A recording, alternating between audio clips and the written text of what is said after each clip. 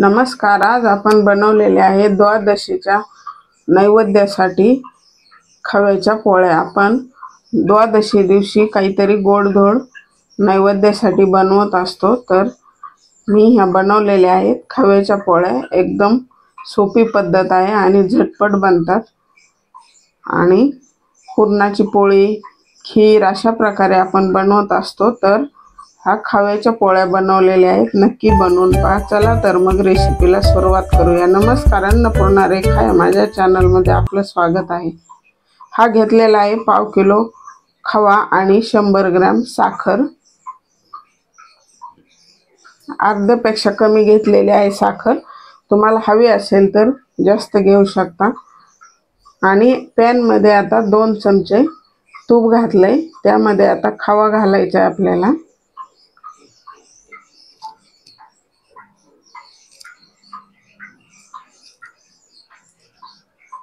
खवा थंड आहे त्यामुळे कडक आहे जरा। गरम झाल्यानंतर आपोआप तो वितळतो।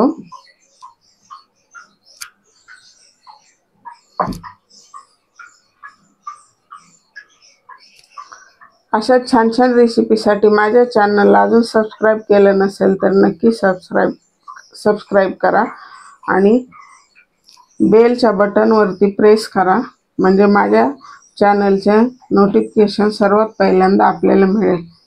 खवा गरम झाला की त्यामध्ये साखर घालायची। अशा पद्धतीने आता साखर पण आणि खवा पण मेल्ट झालेला आहे दोन्ही पण। आपण आता साईडला त्याला हलवत हलवत मी पीठ मळून घ्यायचे। 1 कप गव्हाचं पीठ घेतले आणि समजा पाव कप मैदा घेतलेला आहे, कारण बाहेर पोळी करताना गव्हाच्या पिठामधनं ते आपण जे सारण भरणार आहोत खव्याचे ते बाहेर येऊ शकतं, त्यामुळे थोडासा मैदा घातलाय।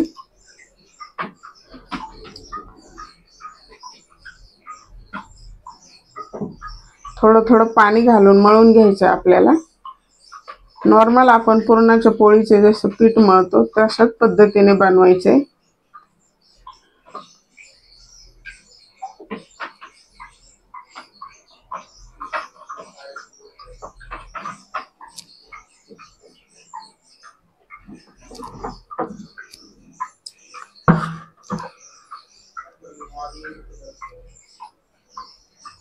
खवा मीडियम टू लो फ्लेमवरतीच आपल्याला व्यवस्थित परतून घ्यायचा आहे। जास्त फुल फ्लेमवरती नाही घ्यायचा, म्हणजे चिकटल्या जाणार नाही याची काळजी घ्यायची। सारखं हलवायचे। पीठ मळून घेतलंय, जास्त घट्ट पण नाही आणि पातळ पण नाही। आता आपला खवा कलर चेंज झालाय, तर ते होत आलेला आहे।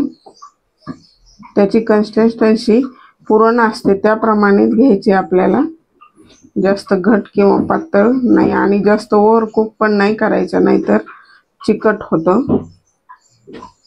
ते आपल्याला अशा एका डिश मध्ये घेऊन थंड करून बघायचे। पाहू शकता अशी गोळी बनली की लगेच बंद करायचे, नाहीतर ओव्हर कुक जर झाला तर कडक होऊ शकतं। आता काढून घ्यायचे थंड होण्यासाठी। माझा व्हिडिओ जर आवडला तर लाईक करा आणि ही पद्धत कशी वाटली मला कमेंट बॉक्स मध्ये नक्की कळवा। पाहू शकता मस्त झालंय, पुरणासारखं मऊ एकदम। पीठ थोडंसं मळून घ्यायचं आपल्याला।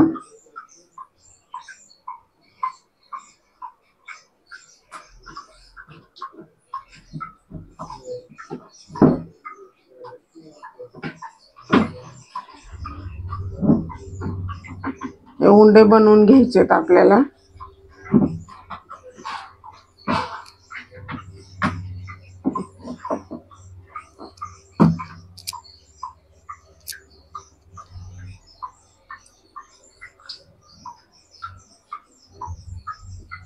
पाच उंडे केलेले आहेत।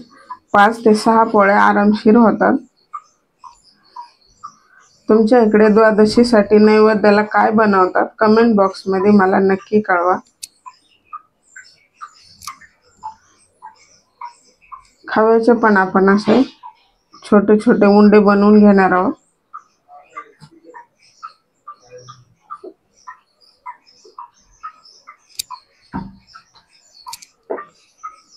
उंडे बनवून घेतले। मस्त।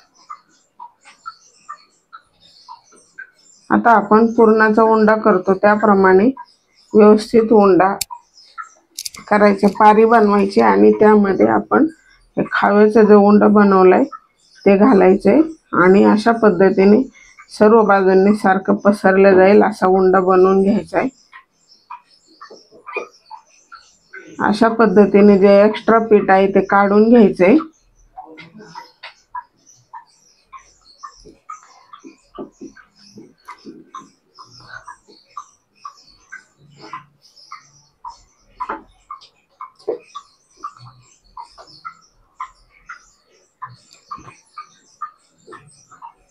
हाताने थोडंसं प्रेस करायचं म्हणजे सर्व बाजूंनी ते आतला खवा पसरला जाईल, त्यामुळे हाताने प्रेस करायचं।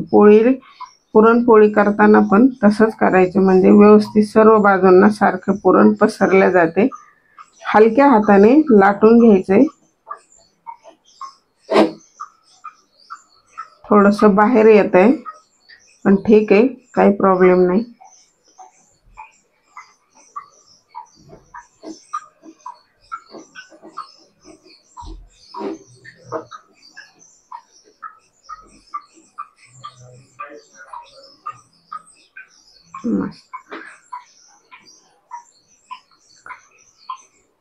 मी तोपर्यंत तवा ठेवलेला आहे तापण्यासाठी।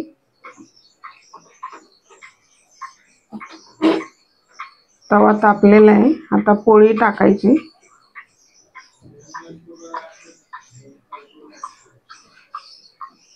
मी पोळी भाजीत दुसरी बनवून घेणार आहे। अशाच पद्धतीने बनवायची।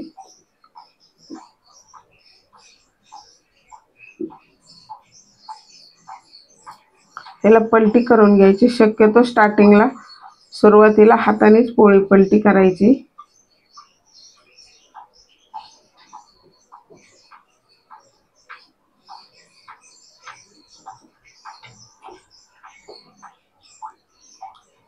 तूप लावायचे।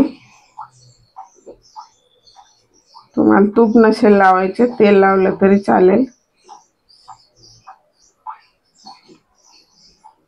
तर दुसऱ्या साइडने पण तूप लावून घ्यायचे। मस्त, वा जबरदस्त झाली, मस्त, खूपच छान झाली।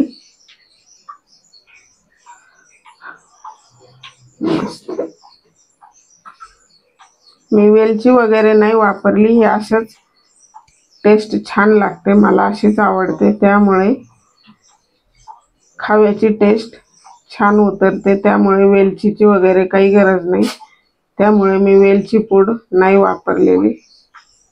मस्त, ही पण दुसरी पण तयार झाली पोळी। आता अशाच पद्धतीने मी बनवून घेतल्या बाकीच्या सर्व पोळ्या।